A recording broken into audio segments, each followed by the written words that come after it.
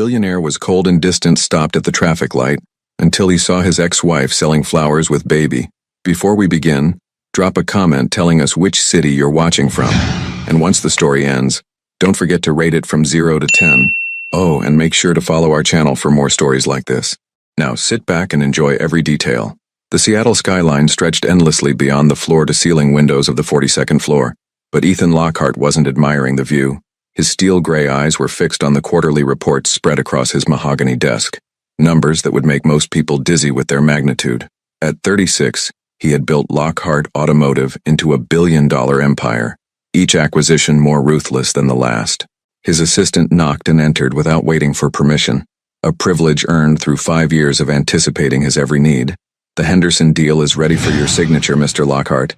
The lawyers are waiting in conference room A." Ethan's fingers drummed against the desk, a habit he'd developed during the divorce proceedings 20 months ago. "Tell them I'll be there in 10 minutes. His voice carried that familiar edge of authority that made grown men nervous and competitors reconsider their strategies. As she left, Ethan's gaze drifted to the empty space on his desk where a silver-framed photograph once sat. Isla had given it to him on their second anniversary, a candid shot of them laughing at some long-forgotten joke during a weekend getaway to the San Juan Islands. He'd thrown it away the day the divorce papers were finalized, along with every other reminder of their 3-year marriage. The drive to Henderson Industries should have taken 25 minutes in downtown traffic, but Ethan's Tesla moved with the precision of someone who controlled every aspect of his environment. The Henderson acquisition would add another $200 million to his portfolio, a number that once would have thrilled him. Now it felt as routine as his morning coffee. At the intersection of Pine Street and 4th Avenue, the traffic light caught him. Red. Ethan's jaw tightened with impatience as pedestrians crossed in front of his car, their mundane lives playing out in slow motion. A businessman clutching his briefcase, a teenager with headphones, an elderly couple walking hand in hand. Then he saw her. The world seemed to tilt on its axis. There, standing at the corner with a bundle of bright sunflowers in her arms and a baby carrier strapped to her chest, was Isla Bennett. His Isla. Except she wasn't his anymore. Hadn't been for 20 months, 3 weeks and 4 days. His heart hammered against his ribs as he took in every detail. Her honey-colored hair, once professionally styled for corporate events, was now pulled back in a simple ponytail. The designer dresses he'd bought her had been replaced by a faded denim jacket and worn jeans, but it was unmistakably her, the woman who had once shared his bed, his secrets, his life. The baby in the carrier was small, maybe 10 or 11 months old, with a pink knit hat that had slipped slightly to reveal wisps of dark hair that looked remarkably similar to his own. Ethan's hands gripped the steering wheel until his knuckles went white. The traffic light turned green, but he couldn't move. Cars began honking behind him, their impatience cutting through the fog in his mind. A man in the car behind him leaned on his horn, the sound sharp and demanding. Isla looked up at the commotion, her eyes scanning the traffic until they landed on his car. For a moment that stretched like eternity, their gazes locked through the windshield. Her green eyes that had once looked at him with love, then disappointment, then nothing at all, widened with recognition. He watched as a dozen emotions flickered across her face: surprise, fear, anger, and something else he couldn't quite identify. The baby shifted in the carrier, making a small sound that seemed to snap Isla back to reality. Without a word, without a gesture, she turned away and began walking down the sidewalk. More horns blared. The light had been green for almost 30 seconds. Ethan's hands trembled as he fumbled for the gear shift, his eyes never leaving Isla's retreating figure. She moved with purpose, her head high despite the circumstances that had clearly changed her life dramatically. As his car finally rolled forward, one question burned in his mind, refusing to be ignored. Whose baby was sleeping so peacefully against the chest of the woman he'd never stopped loving? Have you ever seen someone from your past when you least expected it, and realized that some chapters of your life might not be as closed as you thought they were? Ethan's hands shook as he pulled into the underground parking garage of his downtown office building, the concrete walls feeling more like a prison than the sanctuary they usually provided. The Henderson meeting had been a disaster. He'd signed the wrong page twice, missed 3 key negotiation points, and left $200 million on the table because his mind was elsewhere. Elsewhere. With Isla. With the baby who had dark hair like his. In the elevator ascending to his penthouse office, Ethan caught his reflection in the polished steel doors. His usually impeccable black suit was wrinkled, his tie askew. The man staring back at him looked haunted, Nothing like the composed billionaire who had built an empire on calculated risks and emotional detachment. His assistant, Miranda, looked up in surprise when he walked past her desk without his usual curt nod. "Mr. Lockhart, the quarterly board meeting is in. Cancel it." The words came out harsher than intended. Cancel everything for the rest of the day. Behind the closed doors of his office, Ethan loosened his tie and moved to the wet bar in the corner. The crystal decanter of 30-year-old Macallan had been a wedding gift from Isla's father, a peace offering after months of disapproval about his daughter marrying that cold businessman. His hands trembled as he poured 2 fingers of the amber liquid. The first sip burned, but it couldn't burn away the memory that was surfacing like a painful wound. Their last real conversation, the one that had shattered everything. "I want us to start trying, Ethan." Isla had been curled up against him in their king-sized bed, her voice soft with hope. "For a baby. We've been married 3 years. We're financially stable, and I'm 30. I'm ready." He'd gone rigid beside her, every muscle in his body tensing. "We've talked about this, Isla. It's not the right time. The company is expanding into the European market. I've got the Singapore deal. There will always be another deal." The words had exploded from her with a frustration that had been building for months. "When is it ever going to be the right time for you? When you own every car company in the world? Don't be dramatic." He'd gotten up, putting distance between them as he always did when conversations became too emotional. "Children change everything. They're expensive, demanding, they would interfere with our lifestyle." "Our lifestyle?" Isla had sat up, her green eyes blazing with hurt and disbelief. "You mean your lifestyle? Your 70-hour work weeks, your business trips, your obsession with making more money than we could spend in 10 lifetimes. I'm building something, Isla. I'm securing our future." "What future, Ethan? A future where we're rich and alone? Where we have everything except the one thing that would actually make us happy?" The argument had escalated from there, harsh words thrown like weapons designed to inflict maximum damage. She'd accused him of being emotionally unavailable, of choosing money over love. He'd accused her of being naive, of not understanding the pressures of running a billion-dollar company. The fight had ended with her sleeping in the guest room. Within a week, she'd served him divorce papers. Now, standing in his office with the taste of regret coating his tongue like ash, Ethan realized he'd never asked himself the most important question: what if she'd been pregnant when she left? His phone buzzed with a text from his private investigator, a man he kept on retainer for background checks on business associates and potential security threats. Ethan's fingers hesitated over the keyboard before he typed, "I need you to find someone. Isla Bennett, formerly Isla Lockhart. Last known address was our shared residence on Queen Anne Hill. Urgent." The response came within minutes. "On it. Full report by tomorrow morning." But tomorrow felt like a lifetime away. Ethan set down his glass and walked to the window, his eyes scanning the streets below. Somewhere out there in this maze of buildings and traffic was the woman who had once promised to love him for better or worse. The woman who might be raising his child alone while he sat in his ivory tower, counting money and pretending it filled the void she'd left behind. His reflection in the window looked back at him, and for the first time in 20 months, Ethan saw what Isla had seen. A man so afraid of feeling anything that he'd pushed away the only person who'd ever tried to crack the ice around his heart. The baby's face flashed in his mind. Those dark eyes that looked remarkably familiar, the way she'd been sleeping so peacefully against Isla's chest. If she was his daughter, she was almost a year old. He'd missed her first smile, her first word, her first steps. He'd missed everything that mattered while chasing things that suddenly seemed meaningless. His phone rang, jolting him from his thoughts. Miranda's voice came through the speaker. "Mr. Lockhart, your mother is on line 1. She says it's important." Ethan closed his eyes. His mother had called every month since the divorce, not so subtly hinting that he'd made the biggest mistake of his life. Today, he wasn't sure he had the strength to pretend otherwise. As he reached for the phone, one thought consumed him entirely. If that baby was his, he was already 20 months too late to be the father she deserved. Isla's hands trembled as she fumbled with the key to her studio apartment, the weight of 11-month-old Rosie growing heavier with each passing second. The baby carrier pressed against her chest, and she could feel her daughter's warm breath through the thin fabric of her jacket. The encounter at the traffic light had left her shaken in ways she hadn't expected. The door finally gave way, revealing the cramped but spotlessly clean space she'd called home for the past 20 months. It wasn't much. A Murphy bed that doubled as a couch, a kitchenette with barely enough counter space for a coffee maker, and a corner she'd transformed into Rosie's nursery with soft pink curtains and second-hand furniture she'd painted white. "There we go, sweet girl," Isla whispered, carefully lifting Rosie from the carrier. The baby's dark eyes, so eerily similar to Ethan's, blinked sleepily as she was transferred to her crib. Those eyes had been both a blessing and a curse, a daily reminder of the man who had chosen his empire over their family. As Rosie settled into sleep, Isla moved to the small table where she'd spread tomorrow's flowers, daisies, roses, and baby's breath that needed to be arranged into bouquets before dawn. Her fingers worked automatically, muscle memory guiding her through the familiar motions while her mind replayed every second of seeing Ethan again. He'd looked exactly the same, yet completely different. The same sharp jawline, the same perfectly styled dark hair, the same expensive suit that probably cost more than she made in 3 months. But there had been something in his expression when their eyes met. A crack in that impenetrable facade she'd spent 3 years trying to break through. Her phone buzzed on the counter.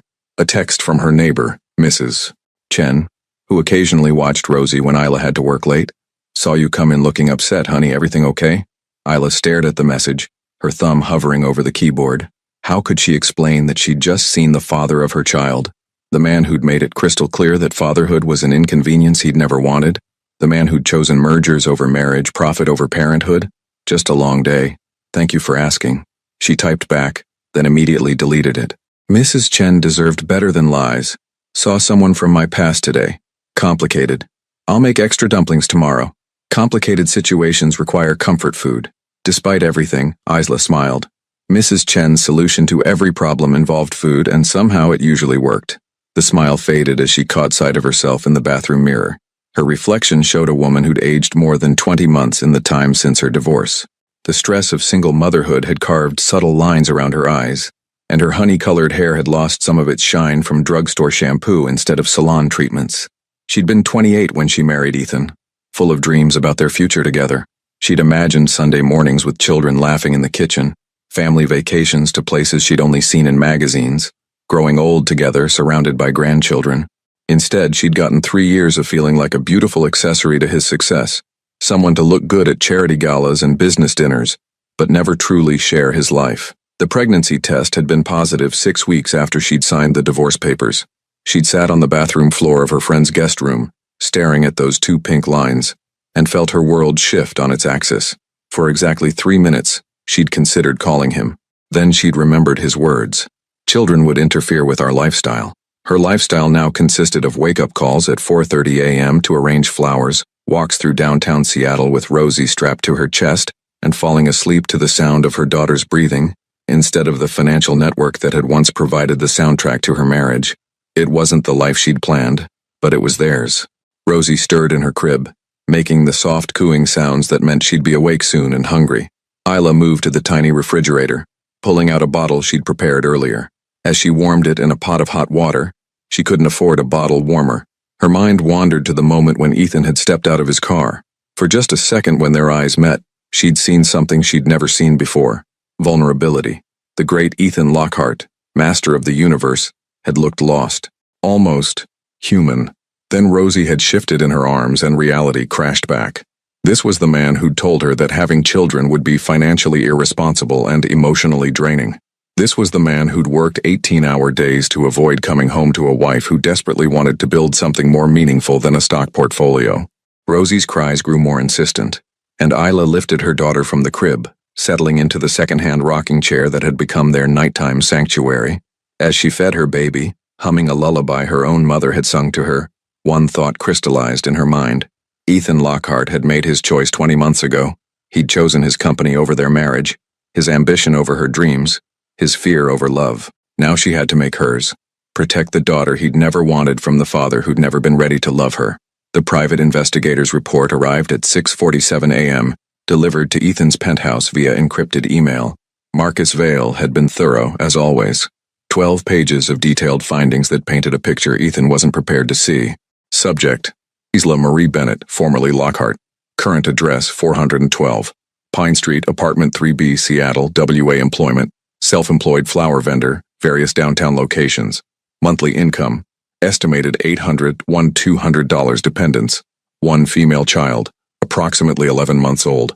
Ethan's coffee grew cold as he read every word. Twice.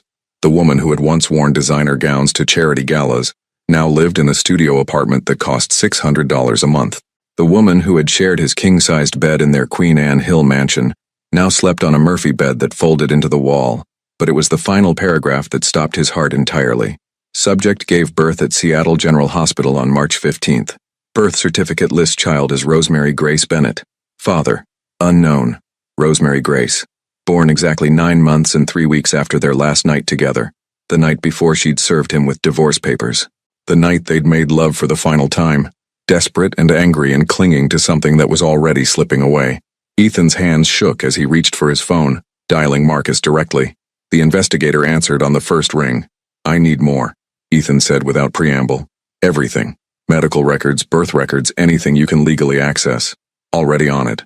"But Ethan," Marcus's voice carried a warning. "The timeline fits. If this kid is yours, she's been struggling alone for almost a year. That changes things." It changed everything. By 8 a.m., Ethan was in his Tesla, driving the familiar streets of downtown Seattle with no clear destination except away from the suffocating walls of his office. He found himself taking the same route he'd driven yesterday, past the intersection where his carefully controlled world had imploded. There she was again. Isla stood at the corner of 2nd and Pike, the baby carrier secured across her chest while she arranged flowers in white plastic buckets. Even from a distance, he could see the methodical way she worked. The same precision she'd once brought to organizing his social calendar, now applied to survival. He parked 2 blocks away and walked closer, using the morning crowd as cover. The baby, Rosie, he now knew her name, was awake, her tiny hands reaching for the colorful petals while Isla sorted stems with practiced efficiency. A businessman stopped to buy a bouquet, and Ethan watched Isla's face transform as she smiled, warm and genuine in a way she'd stopped smiling at him during their final months together. "Excuse me." The voice belonged to a woman in nurse scrubs, probably coming off the night shift at the nearby hospital. "How much for the roses?" $15 for a dozen, Isla replied, her voice carrying that same musical quality that had first captivated him at a business conference 5 years ago. "They're fresh this morning." The nurse counted out crumpled bills while Rosie babbled something that sounded like mama.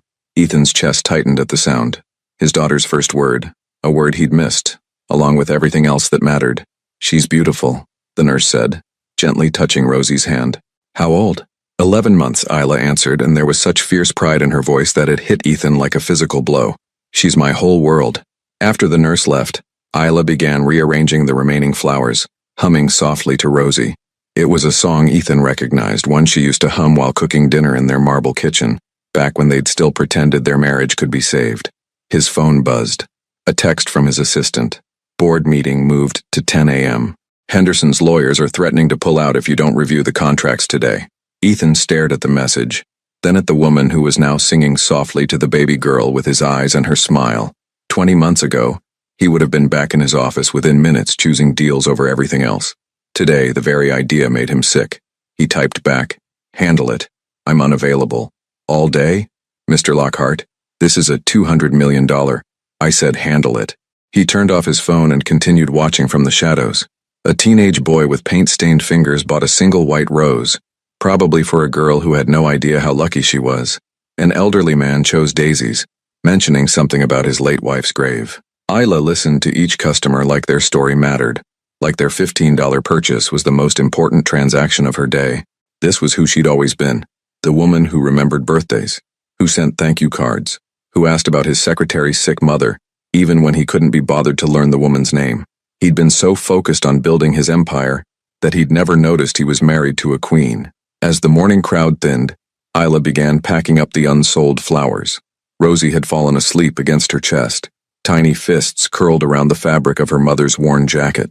Ethan watched them prepare to leave, these 2 females who shared his DNA but not his name, and felt something crack open inside his chest. He'd spent his entire adult life believing that love was a luxury he couldn't afford, that emotions were weaknesses to be conquered. But standing there, watching his ex-wife struggle with dignity while his daughter slept peacefully in her arms, Ethan finally understood what he'd lost. It wasn't just a marriage. It wasn't just a wife. He'd lost his family. 3 days of surveillance had taught Ethan his ex-wife's routine better than he'd ever known it during their marriage. Isla arrived at Pike Place Market at 6:30 a.m. to buy flowers wholesale, set up at 2nd and Pike by 7:45, worked until 2 p.m., then disappeared into the maze of downtown streets with their daughter. Today he wasn't content to watch from the shadows. Ethan approached slowly, his heart hammering against his ribs with each step. He'd rehearsed this conversation 100 times, but every prepared speech crumbled as he took in the sight of Rosie babbling happily in her carrier, tiny hands reaching for the morning sunlight filtering through the downtown canopy. Isla noticed him when he was still 10 feet away. Her entire body went rigid, protective instincts kicking in as she instinctively stepped back, putting more distance between him and the baby. Ethan. His name fell from her lips like a curse. Isla. He stopped walking, giving her space, but close enough to see the exhaustion etched in the lines around her eyes. We need to talk. No, we don't. Her voice was steady, but he caught the slight tremor beneath the surface. We said everything we needed to say 20 months ago. Did we? Ethan's gaze dropped to Rosie, who was now staring at him with curious dark eyes. Eyes that looked exactly like his own in childhood photographs. Because I'm pretty sure there are some important details we left out. Isla's jaw tightened. I don't know what you think you... She's mine. The words came out quieter than he'd intended, but they cut through the morning air like a blade.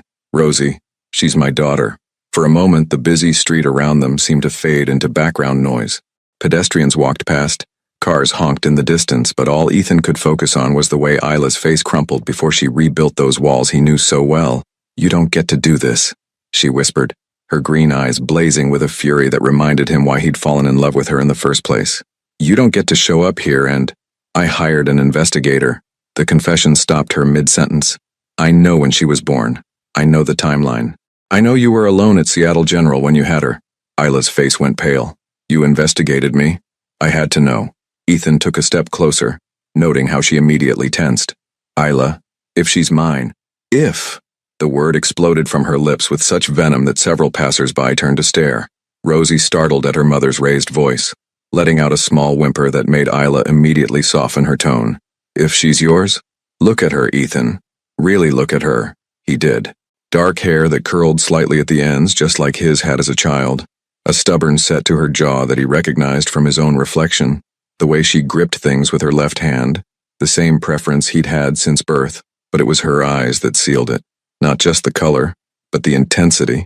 The way she seemed to be absorbing everything around her with fierce intelligence. Why didn't you tell me? His voice cracked on the question he'd been carrying for 3 sleepless nights.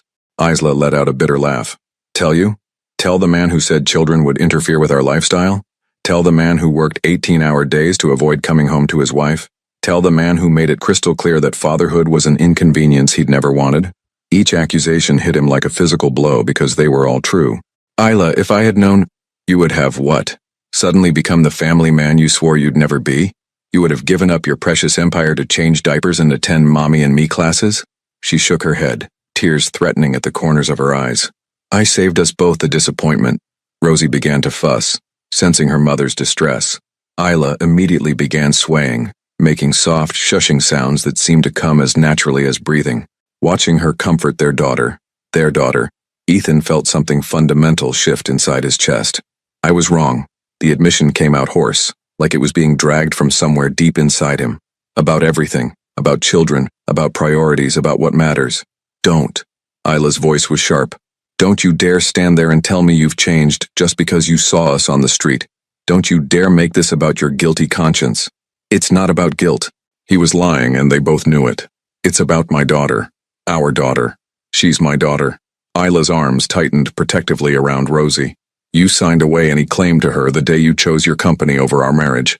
I never signed away anything because I never knew she existed. The words came out louder than he'd intended, drawing more stares from curious onlookers. Ethan lowered his voice, but the intensity remained. You made that choice for me, Isla. You decided I wasn't worthy of being her father before I even had a chance to try. Try? Isla's laugh was hollow. You had 3 years to try, Ethan. 3 years of marriage where I begged you to let me in, to share your life, to build something more than a business partnership. You chose solitude then. Why should parenthood be any different? Because everything was different now.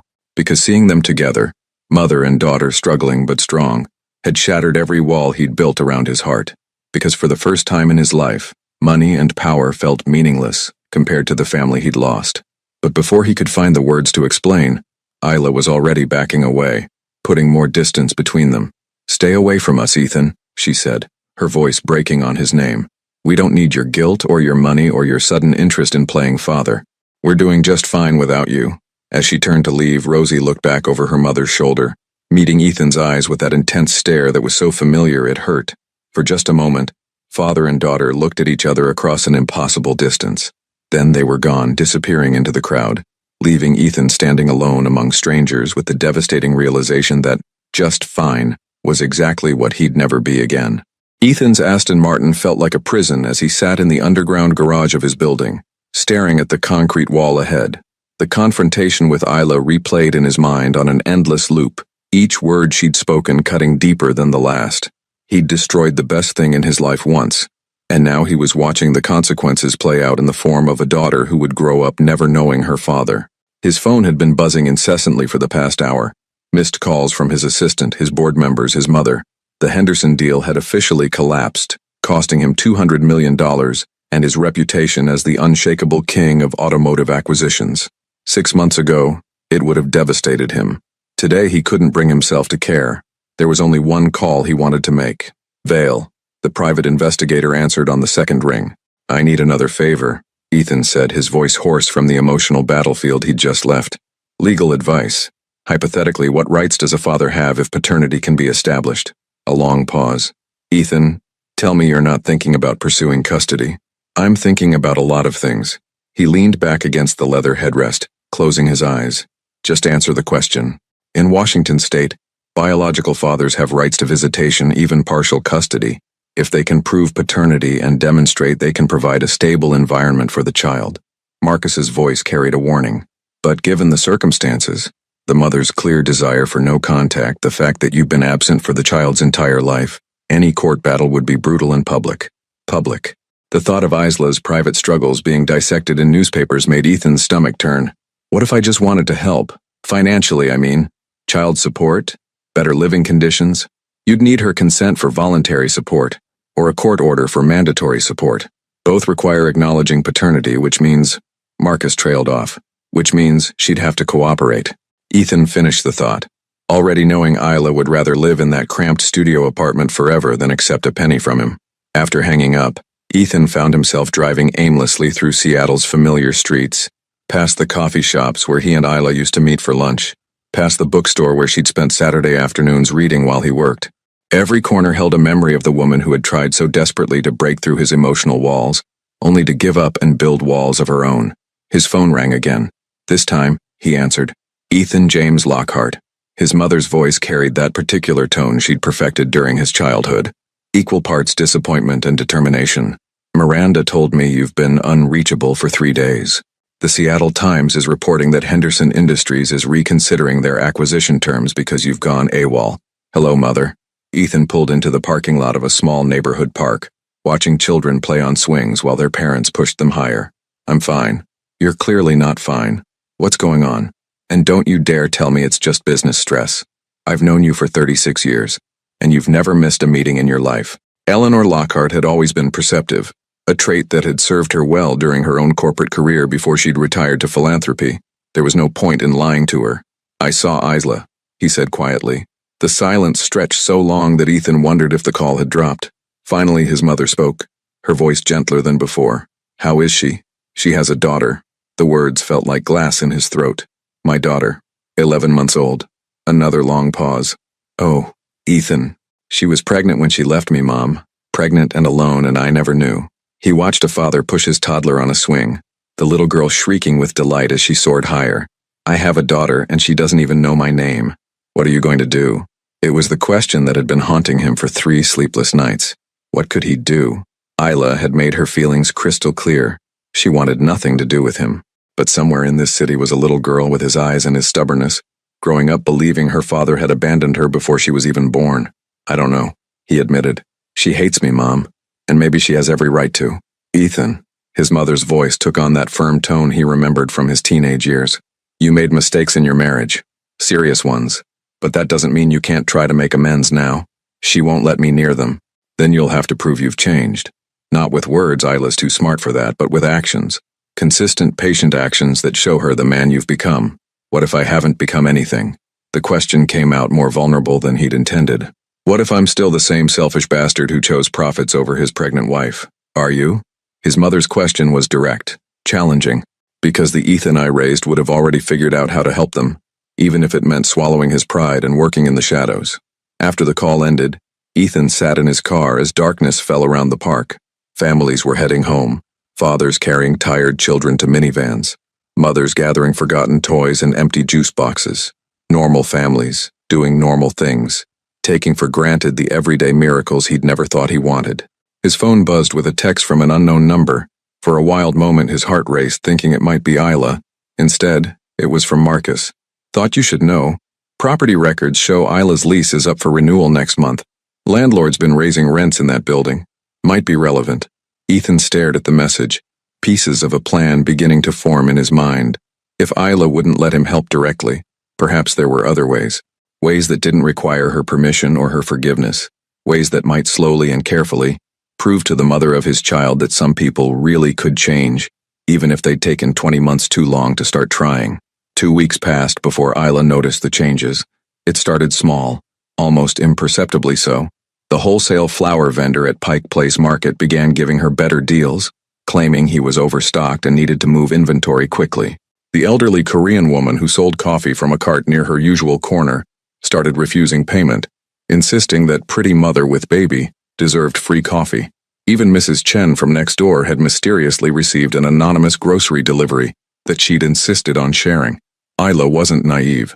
She'd spent 3 years married to a man who wielded money like a weapon, who believed every problem could be solved with the right amount of cash applied in the right places. But proving Ethan's involvement was impossible when everyone insisted their generosity was either coincidence or kindness. The breaking point came on a rainy Thursday morning when her landlord, Mr. Patterson, knocked on her door with an expression she'd never seen before, something almost resembling embarrassment. "Ms. Bennett," he said, shifting uncomfortably in the hallway. "I need to discuss your lease renewal." Isla's stomach dropped. She'd been dreading this conversation for weeks, knowing her rent was about to increase beyond what she could afford. "Mr. Patterson, if this is about the rent increase, I can try to." "Actually, there's been a change." He handed her an official-looking document. "The building's been purchased by a property management company. They're implementing a new affordable housing initiative. Your rent is being reduced to $400 a month, with a 2-year guaranteed lease." Isla stared at the papers, her hands beginning to tremble. "I'm sorry, what? Lockhart Property Management?" He read from his own copy. "They specialize in providing stable housing for working families. Apparently, you qualify for their assistance program." The papers fell from Isla's fingers, scattering across the worn linoleum floor. Lockhart. Of course it was Lockhart. "Ma'am, are you all right?" Mr. Patterson bent to gather the scattered documents, concern creeping into his voice. "I can't accept this." The words came out strangled, fury and frustration warring in her chest. "Tell them I decline their generous offer. I'm afraid it's not really optional. The new owners have restructured all the leases in the building. Everyone qualifies for the reduced rate." He straightened, papers in hand. "It's actually quite fortunate. Most of the tenants are thrilled." After he left, Isla sank onto her Murphy bed, Rosie playing contentedly with a set of plastic measuring cups nearby. Her daughter had no idea that her world was being systematically invaded by a man who thought money could buy forgiveness, or access to the family he'd abandoned. Her phone buzzed. A text from the flower vendor. "Got a special order today. Someone wants to buy all your remaining inventory every day for the next month, paying triple rate. They want the flowers donated to Seattle General's maternity ward. Should I accept?" Isla's hands shook as she typed back. "Who placed the order?" "Anonymous benefactor. Payment came through a law firm. Very official." She closed her eyes, remembering the antiseptic smell of the maternity ward where she'd given birth alone, where she'd cried into a hospital pillow while holding Rosie for the first time, wishing desperately that someone, anyone, had been there to share the moment. Now Ethan was ensuring other women would have flowers to brighten those sterile rooms. It was thoughtful. It was generous. It was manipulation. An hour later, Isla found herself standing outside the gleaming tower that housed Lockhart Automotive, Rosie secured in her carrier, determination burning in her chest like wildfire. The security guard in the marble lobby tried to stop her, but something in her expression must have warned him not to try too hard. The elevator ride to the 42nd floor felt eternal. When the doors opened, Isla stepped into a world she'd forgotten existed, all understated luxury and hushed efficiency, where the coffee cost more than she made in a day and everyone wore clothes that could feed her for a month.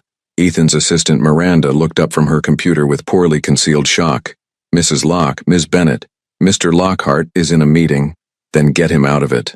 Isla's voice carried an authority she'd learned during those 3 years as a billionaire's wife, a tone that suggested resistance would be futile.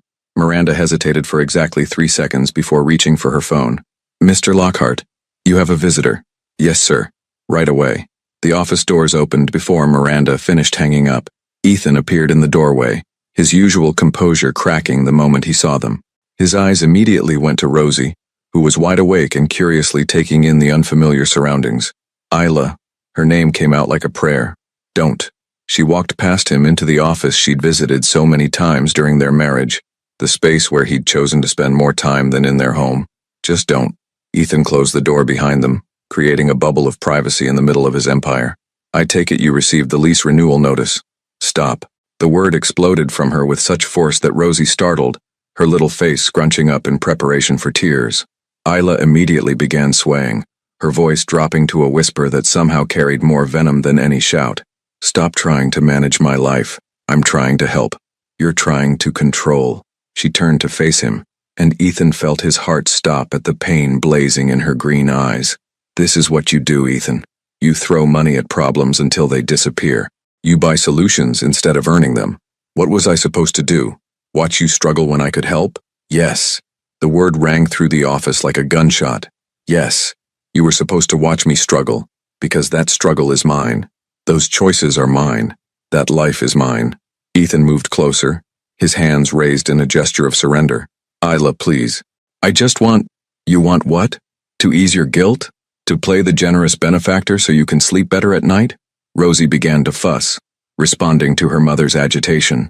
Isla's voice softened automatically as she comforted her daughter, but her eyes remained hard as flint. "You want to be her father without earning the right. You want forgiveness without doing the work. Then tell me how to do the work." The desperation in his voice was raw, unfiltered. "Tell me what I need to do to earn the right to know my daughter." Isla studied his face for a long moment, searching for something she apparently didn't find. "Start by respecting my choices. Stop the anonymous gifts. Stop the property management company. Stop trying to orchestrate my life from behind the scenes. And then nothing." She moved toward the door, Rosie now calm in her arms. "There is no then, Ethan. Some things can't be bought and some mistakes can't be undone with money." As she reached for the door handle, Ethan's voice stopped her. "She has my hands." Isla froze, her back still to him. "Her hands," he continued, his voice barely above a whisper. "They're exactly like mine were when I was a baby. My mother showed me pictures once. The way she grabs things, the way she holds her fingers when she's thinking. It's identical." Slowly, Isla turned around. For the first time since entering his office, she looked uncertain. "I know I don't deserve to be part of her life," Ethan said, taking a careful step forward. "I know I've lost the right to call myself her father. But she's going to grow up, Isla. She's going to ask questions about where she came from, about why her father wasn't there. And I'll tell her the truth." Isla's voice was steady, but Ethan caught the slight tremor underneath. "I'll tell her that her father had more important things to do. What if that's not the truth anymore?" The question hung between them like a bridge neither was ready to cross. Rosie chose that moment to reach toward Ethan, her small hand opening and closing in the universal baby gesture for pick-me-up. It lasted only a second before she turned back to her mother, but it was enough to shatter something in both their faces.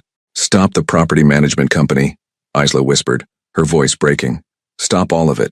If you want to prove you've changed, prove it by respecting the word no." This time, when she left, Ethan didn't try to stop her, but as the elevator doors closed on the two most important people in his world, he realized that learning to respect no might be the hardest lesson he'd ever had to master. 3 weeks of silence stretched between them like an unbridgeable chasm. Ethan kept his word. The anonymous gifts stopped, the property management company dissolved, the wholesale flower deals returned to normal rates. He drove past Isla's corner every morning on his way to work, watching her from a distance but never approaching, respecting the boundaries she'd drawn in the sand. It was killing him.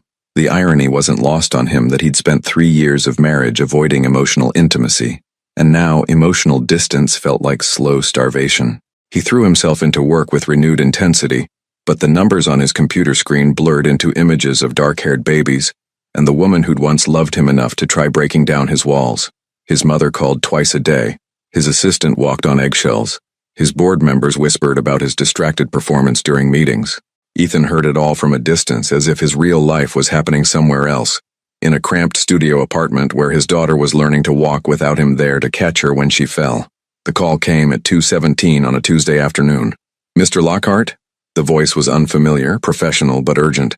This is Dr. Sarah Mills from Seattle Children's Hospital. I'm calling about your daughter, Rosemary Bennett. The world tilted sideways. Ethan's coffee mug slipped from nerveless fingers, shattering against the marble floor of his office. What happened? Is she... How did you get this number? Your wife, ex-wife, listed you as an emergency contact on the intake forms. Rosemary has been admitted with severe dehydration and a high fever. Ms. Bennett collapsed in our waiting room and is currently unconscious. We need someone here immediately. Ethan was already grabbing his keys, his mind racing through 1,000 terrifying possibilities. I'm on my way. Don't let anything happen to them. The drive to Seattle Children's Hospital passed in a blur of squealing tires and red lights he barely stopped for. Ethan's hands shook as he ran through the sterile corridors, following signs to the pediatric ward, his heart hammering against his ribs like a caged animal. He found them in room 314. Rosie lay in a hospital crib that seemed enormous around her tiny frame, IV lines snaking from her small arms to machines that beeped with mechanical precision. But it was the sight of Isla that stopped him cold. She sat in a chair beside the crib, pale as paper, her honey-colored hair lank with sweat and exhaustion. Dark circles shadowed her eyes, and her clothes hung loose on a frame that had grown too thin. She looked up when he entered, and he saw no anger in her expression, only bone-deep weariness and fear. She won't stop crying for you, Isla whispered, her voice hoarse. The nurses say she keeps reaching toward the door like she's waiting for someone. Ethan approached slowly as if sudden movements might shatter the fragile peace between them. Rosie's eyes tracked his movement, and when she saw him, she let out a weak cry that sounded remarkably like, "Dada." How long has she been sick? He kept his voice low, professional, but his hands were trembling as he reached toward the crib. 3 days. I thought it was just a cold, but her fever spiked this morning and she couldn't keep anything down. Isla's voice cracked. I carried her here on 2 buses because I couldn't afford a taxi, and somewhere between the waiting room and triage I just collapsed. Ethan's jaw clenched as he imagined Isla struggling alone with a sick baby. Too proud to call him, too stubborn to accept help. The doctor said you listed me as an emergency contact. I panicked. She wouldn't meet his eyes. They needed a name. And you're her. She couldn't finish the sentence. Father. Ethan completed it for her, the word feeling strange and wonderful and terrifying on his tongue. I'm her father. For the first time since their confrontation in his office, Isla didn't argue. The doctor arrived 20 minutes later, a kind-faced woman in her 50s who looked between Ethan and Isla with the practiced eye of someone who'd seen every family dynamic imaginable. Rosemary is responding well to the IV fluids, Dr. Mills explained. The fever is breaking, and her hydration levels are improving. She should be able to go home tomorrow, but she'll need careful monitoring for the next few days. I can handle it, Isla said quickly, struggling to stand. The movement made her sway dangerously, and Ethan instinctively reached out to steady her. Ms. Bennett, the doctor said gently, you're in no condition to care for anyone right now. When was the last time you ate a full meal? Isla's silence was answer enough. You need rest, proper nutrition, and someone to help with Rosemary's care. Dr. Mills looked pointedly at Ethan. I assume that's why you called her father? The question hung in the air like a challenge. Ethan looked at Isla, really looked at her, and saw past the stubborn pride to the exhausted woman who'd been carrying the weight of parenthood alone for almost a year. She was drowning, and her pride was the anchor dragging her under. She'll stay with me, Ethan said quietly. Both of them, until Isla is back on her feet. Ethan, no. Isla's protest was automatic, but weak. We can't, I won't. You won't what? Let me help my daughter when she's sick? Let me take care of the woman who's been taking care of her all this time? He moved closer, his voice dropping to a whisper meant only for her ears. Isla, you're falling apart. When was the last time you slept through the night? When was the last time someone took care of you? Tears spilled over her cheeks, the first real tears he'd seen from her since the divorce. I can handle this alone. I know you can. Ethan's voice was infinitely gentle. You've been proving it for 11 months, but you don't have to anymore. Rosie chose that moment to reach through the crib bars toward Ethan, her small hand grasping for his finger. When he gave it to her, she gripped it with surprising strength, her fever-bright eyes focusing on his face with intense concentration. Dada, she said clearly, the word cutting through every defense Isla had built around her heart. Dr. Mills smiled. I think that settles it. I'll have the discharge papers ready for tomorrow morning. As the doctor left, Ethan found himself holding his daughter's hand through the hospital crib bars, while her mother cried quietly in the chair beside them. It wasn't how he'd imagined meeting his child, but as Rosie's breathing evened out into peaceful sleep, her tiny fingers still wrapped around his, Ethan realized that some beginnings came disguised as emergencies. "She said her first word to you," Isla whispered, her voice thick with exhaustion and something that might have been grief. "Her second word," Ethan corrected gently. "You told me her first word was mama." Isla looked up at him, surprise flickering across her tear-stained face. "You remember that?" "I remember everything you've ever told me about her." He met her eyes, letting her see the truth there. "I just wasn't ready to hear it before." Outside the hospital window, Seattle's skyline glittered in the gathering dusk, but Ethan's attention was focused entirely on the two females who had just let him back into their world, not through grand gestures or anonymous gifts, but through the simple, terrifying trust of a sick child reaching for her father's hand. The Queen Anne Hill mansion felt like stepping back in time, except everything had changed. Isla stood in the marble foyer she'd once called home, holding a sleepy Rosie while Ethan carried their hospital bags, and marveled at how foreign it all felt. The abstract paintings she'd chosen still hung on the walls. The Italian leather furniture she'd selected still dominated the living room, but the house felt hollow, like a museum of their failed marriage. "The guest room is ready," Ethan said, his voice carefully neutral as he set their bags down. "I had my housekeeper stock it with everything the hospital said Rosie would need." Isla followed him upstairs, noting that he'd avoided the master bedroom entirely, leading her instead to the spacious guest suite at the opposite end of the hallway. It had been transformed into something she barely recognized: a crib positioned near the window, baby monitors on the nightstand, and what appeared to be every infant care item available at Seattle's most expensive baby store. "You didn't have to do all this," she said quietly, settling Rosie in the crib. Their daughter immediately began to fuss, reaching back toward Ethan with that same gesture that had undone them both at the hospital. "She wants you to hold her," Isla observed, stepping back to give him space. Ethan approached the crib hesitantly, as if Rosie might disappear if he moved too quickly. When he lifted her, she immediately settled against his chest, her small hand fisting in his shirt. The sight hit Isla like a physical blow. Her daughter, so completely trusting in the arms of the man who'd missed her entire first year of life. "She's so light," Ethan murmured, his voice thick with wonder. "I thought babies would be heavier." "She's small for her age." Isla settled into the plush armchair, exhaustion pulling at her bones. "The pediatrician says she'll catch up, but the first few months were challenging." The understatement hung between them. Isla remembered those sleepless nights when Rosie wouldn't stop crying, when formula was too expensive and her milk supply was inconsistent from stress and poor nutrition. She remembered walking the floors of her tiny apartment at 3 a.m., bouncing a screaming baby while fighting off panic attacks about how she was going to make it through another day. "Tell me," Ethan said, settling into the chair across from her without releasing Rosie. "Tell me about those first few months." "Ethan, please." His dark eyes met hers, and she saw something there she'd never seen during their marriage: genuine vulnerability. "I need to know what I missed. I need to understand what you went through alone." So she told him about the labor that lasted 18 hours with no one to hold her hand or tell her she was strong enough to get through it, about bringing Rosie home to an apartment that felt too quiet and too overwhelming all at once, about the night she'd called the pediatric nurse hotline at 2 a.m. because she was convinced something was wrong when Rosie wouldn't stop crying, only to learn that sometimes babies just cried. "I kept a journal," she found herself admitting. "Pictures, milestones, funny things she did. I told myself it was for her so she'd know about her first year, but really, I think I was keeping it for you." Ethan's breathing hitched. "Where is it?" "In my apartment, hidden in the closet." Isla watched as he swayed gently, Rosie's eyes growing heavy in his arms. "I thought maybe someday if you ever wanted to know her you'd want to see what you missed." "I want to see it." The words came out hoarse. "All of it. Every photo, every milestone, every moment I should have been there for." They fell into silence, the weight of lost time settling around them like dust. Rosie had fallen asleep against Ethan's chest, her tiny hand still clutching his shirt, and Isla felt something she'd thought was permanently broken beginning to stir back to life in her chest. "She looks like you when she sleeps," Isla said softly.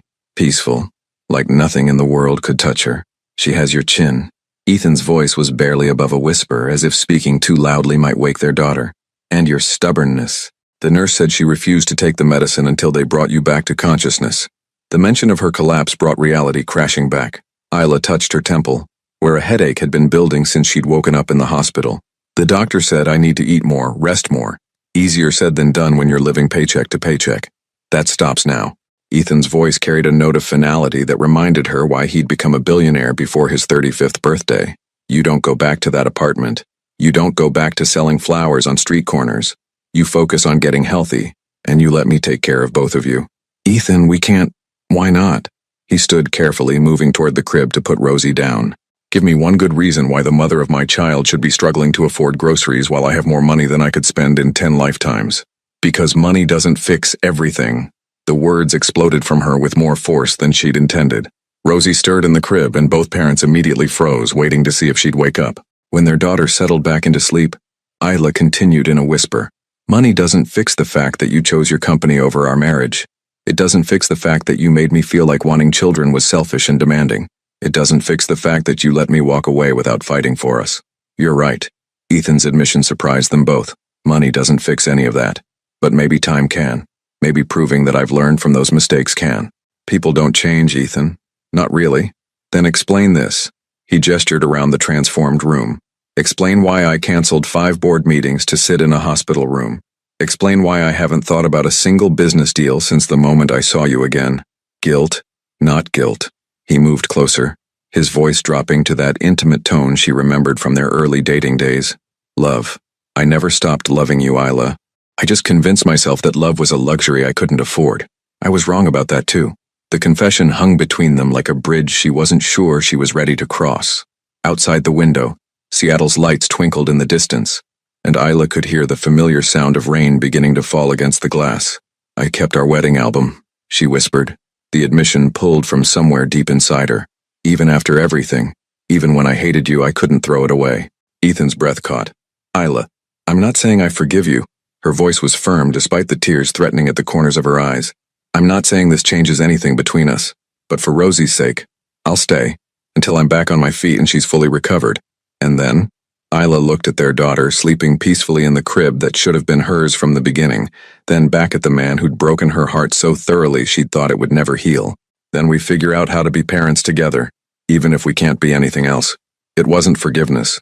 It wasn't a second chance. But as Ethan's eyes closed in what looked like relief, Isla realized it might be something even more important. It was hope. 6 days in the Queen Anne mansion had created a routine that felt dangerously close to normal. Ethan worked from his home office while Isla recovered her strength, emerging every few hours to check on Rosie or bring Isla meals that his housekeeper prepared. They moved around each other with careful politeness, co-parenting in shifts like diplomats from warring nations who'd declared a temporary ceasefire. It was working too well, and that terrified Isla more than their previous animosity had. On Thursday morning, while Ethan was in a video conference and Rosie napped peacefully in her crib, Isla found herself in his study. The journal lay open on his desk, the one she'd retrieved from her apartment the day before, filled with a year's worth of moments he'd missed. Photos of Rosie's first smile, notes about her sleep patterns, pressed flowers from the day they'd spent in Volunteer Park when spring arrived. She took her first steps 2 weeks ago, Isla said softly, not turning around when she heard him enter. Ethan approached slowly, stopping just behind her chair. Where? Mrs. Chen's apartment. She let go of the coffee table and walked 3 steps to reach a cookie. Isla turned the page, revealing a blurry photo she'd managed to capture on her phone. She looked so proud of herself. I should have been there. His voice was thick with regret. Yes, you should have. Isla closed the journal and finally faced him. But you weren't, and we survived without you. We were happy, Ethan. Not the kind of happiness that comes from having everything you want, but the kind that comes from appreciating what you have. Ethan sat heavily in the chair across from his desk, looking older than his 36 years. What are you trying to tell me? I'm trying to tell you that we don't need your guilt or your mansion or your money to be a family. Isla stood, moving to the window that overlooked the manicured gardens she'd once planned to fill with children's laughter. Rosie and I, we're already complete. Then why does it feel like something's missing every time I look at the two of you together? The question hit her like a physical blow. Isla pressed her forehead against the cool glass, watching the morning mist roll off Elliott Bay. Because you want to rewrite history. You want to pretend that the last 20 months didn't happen? That you can just step into our lives and suddenly become the father and husband you never were? That's not what I want. Ethan's voice was closer now, though she hadn't heard him move. I want to earn my place in her life, in your life. I want to prove that I've learned from my mistakes. And then what? Isla spun around, and he was closer than she'd expected, close enough that she could see the flecks of gold in his dark eyes. What happens when the novelty wears off? When being a father becomes inconvenient, when your board members start pressuring you to choose between your family and your empire again, that won't happen. You can't promise that. Her voice broke on the words. You can't promise that you won't hurt us again, and I can't risk letting Rosie fall in love with a father who might disappear the moment things get difficult. They stood there in the morning light, 20 months of pain and love and regret swirling between them like a storm neither knew how to navigate. Through the baby monitor on his desk, they could hear Rosie beginning to stir, making the soft sounds that meant she'd be fully awake soon. I sold it, Ethan said suddenly. Isla blinked. Sold what? Lockhart Automotive. The whole company. I signed the papers yesterday. His voice was steady, but she could see his hands trembling slightly. Garrett Industries made an offer 6 months ago that I rejected because I couldn't imagine my life without the company. Yesterday, I couldn't imagine my life without you and Rosie Moore. The words hit her like ice water. Ethan, you can't. That company is your life's work. No. He stepped closer, his voice gaining strength. You were my life's work. You and Rosie. I was just too blind and too terrified to see it. You're going to regret this. Isla shook her head, panic rising in her chest. In 6 months or a year, you're going to wake up and realize you gave up everything for a woman who can't even forgive you, and a daughter who barely knows you. You want to know what I'll regret? Ethan's voice rose. Months of suppressed emotion finally breaking free. I'll regret not being there when you found out you were pregnant. I'll regret not holding your hand during labor. I'll regret missing Rosie's first word, her first step, her first everything. I'll regret every night you spent alone wondering if you were strong enough to be a single mother. Tears were streaming down Isla's face now. 20 months of held-back grief and exhaustion, and desperate love finally breaking through her carefully constructed walls. But you know what I won't regret? Ethan continued, his own eyes bright with unshed tears. I won't regret choosing my family over profit margins. I won't regret putting my daughter's future over stock options. I won't regret fighting for the woman I love instead of hiding behind conference room tables and quarterly reports.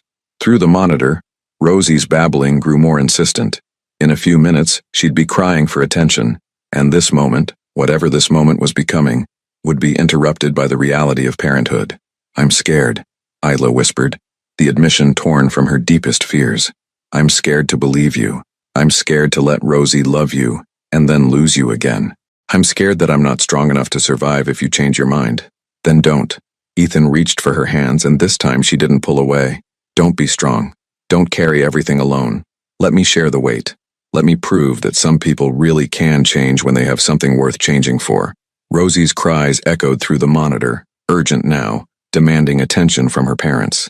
But neither of them moved, caught in a moment that felt like standing at the edge of a cliff deciding whether to jump or step back onto solid ground. If I say yes, Isla said slowly, if I give us another chance, this isn't about the money or the house or trying to recreate what we had before. This is about building something new, something real. I know. And if you ever make me feel like loving you is a burden again, if you ever make Rosie feel like she's competing with your ambition for your attention, I will take her and disappear so completely that all your money and all your investigators will never find us. The threat should have intimidated him. Instead, Ethan smiled, the first real smile she'd seen from him since their reunion, and lifted her hands to his lips. Deal, he whispered against her fingers. But Isla, you won't need to disappear, because I'm never letting either of you go again. Rosie's cries reached a crescendo, and finally, together, they went to comfort their daughter. Not as ex-spouses sharing custody, not as reluctant co-parents, but as something they'd never been before, a family choosing each other one day at a time. 2 years later, the morning sunlight streamed through the kitchen windows of their Ballard home, not the Queen Anne mansion that had felt like a museum, but a warm, lived-in house with finger smudges on the glass doors and crayon marks on the lower walls. Isla stood at the counter, watching through the window as Ethan pushed 3-year-old Rosie on the tire swing he'd hung from the old oak tree in their backyard. Higher, Daddy, higher! Rosie's delighted squeals carried through the open window, and Isla smiled as she watched her husband again, as of 6 months ago, pretend to struggle with the rope. I don't know, sweetheart, Ethan called back, his voice filled with exaggerated concern. Any higher and you might fly away like a bird. I want to fly, Rosie giggled, her dark curls streaming behind her like ribbons. Catch me if I fly, Daddy. Always, Ethan promised, and Isla's heart clenched at the absolute certainty in his voice. The past 2 years hadn't been a fairy tale. There had been arguments about boundaries, discussions about the future that lasted until 3 a.m. and moments when old fears crept in to whisper that happiness this profound couldn't possibly last. But they'd worked through each challenge together, learning to communicate in ways they'd never managed during their first marriage. Ethan had used the money from selling Lockhart Automotive to start a foundation focused on single-parent support, housing assistance, childcare funding, and job training programs. He worked from their home office 3 days a week and spent the other 2 at the foundation, but he'd never missed a bedtime story or a scraped knee that needed kissing better.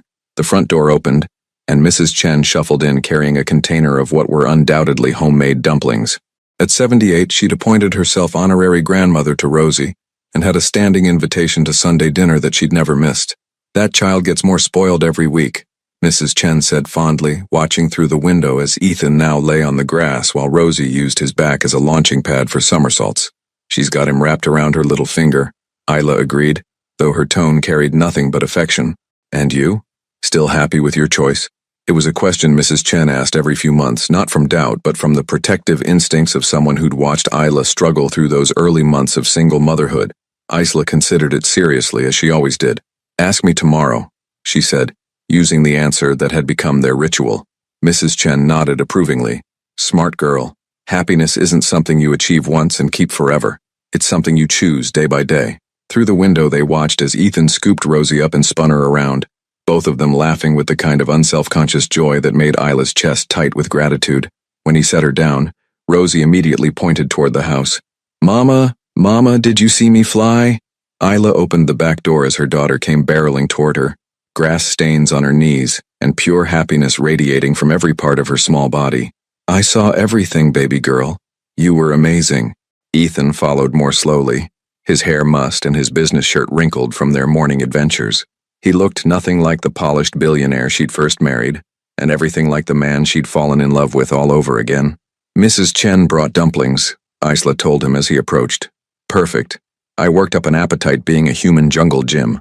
He dropped a kiss on the top of Isla's head, casual and natural in a way that had taken months to rebuild. "How's the morning sickness today?"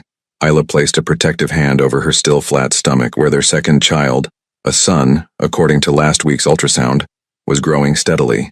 "Better. I think Junior approves of Mrs. Chen's cooking." "Junior?" Rosie looked up from where she was collecting dandelions near the porch steps. "Who's Junior?" Ethan and Isla exchanged a look, having discussed how to tell their daughter about the pregnancy, but never quite finding the right moment. Apparently the right moment was now, in the middle of their backyard on a Sunday morning, surrounded by the ordinary magic of their everyday life. "Come here, sweetheart," Isla said, settling onto the porch steps and pulling Rosie onto her lap. "Mommy and Daddy have something exciting to tell you." As they explained about the baby brother who would arrive in 6 months, Isla caught Ethan's eye over their daughter's head. He was watching them with an expression she'd grown to treasure. Complete present moment awareness, as if this conversation with their 3-year-old was the most important meeting of his life. "Will he like tire swings?" Rosie asked seriously. "Probably," Ethan said, settling beside them on the steps. "But he'll have to wait until he's bigger. Babies are very small when they're first born." "Smaller than me?" "Much smaller." Rosie considered this gravely. "Then I'll help take care of him, like Daddy takes care of me." "Exactly like that," Isla whispered, her throat tight with emotion. Later that evening, after Mrs. Chen had gone home with promises to bring soup for Isla's pregnancy symptoms, after Rosie had been tucked into bed with 3 stories and a dozen kisses, Ethan and Isla sat on their front porch swing, watching the Seattle skyline twinkle in the distance. "Do you ever miss it?" Isla asked quietly. "The company, the deals, the rush of closing a billion-dollar acquisition?" Ethan was quiet for so long that she wondered if he'd fallen asleep. When he finally spoke, his voice was thoughtful, contemplative. "I miss the simplicity of it sometimes," he admitted, "when success could be measured in numbers and problems could be solved with money. But I don't miss feeling empty at the end of every day, no matter how successful that day had been. And now I know what it feels like to come home to people who are happy to see me, not because of what I can provide, but because of who I am to them." He reached for her hand, intertwining their fingers. "Now I know what it means to build something that can't be bought or sold or lost in a market crash." A comfortable silence settled between them, broken only by the distant sound of traffic and the whisper of wind through the trees. Somewhere in the house behind them, Rosie was probably dreaming of flying and tire swings and the baby brother who would soon join their small, perfect family. "I love you," Isla said into the peaceful darkness. "I love you too." Ethan's voice carried all the weight of second chances and hard-won wisdom. Thank you for letting me learn how to be the man you deserved all along. Thank you for becoming him. As they sat together on the porch of their imperfect, beautiful life, Isla realized that Mrs. Chen had been right. Happiness wasn't something you achieved once and kept forever. It was something you chose, day by day, moment by moment, swing by swing. And tomorrow, she would choose it again. Sometimes the greatest love stories aren't about finding the perfect person. They're about two imperfect people choosing to grow into the love they both deserve. In a world where second chances are rare and forgiveness is earned, not given, what would you choose? The safety of protecting your heart, or the courage to risk everything for the possibility of building something beautiful from the broken pieces? Your participation means a lot to the channel. Please share your thoughts in the comments. Thank you for watching. If you enjoyed the story, please subscribe to our channel and leave a comment below, letting us know what you thought. Your feedback and support mean a lot to us. Stay tuned for more exciting stories.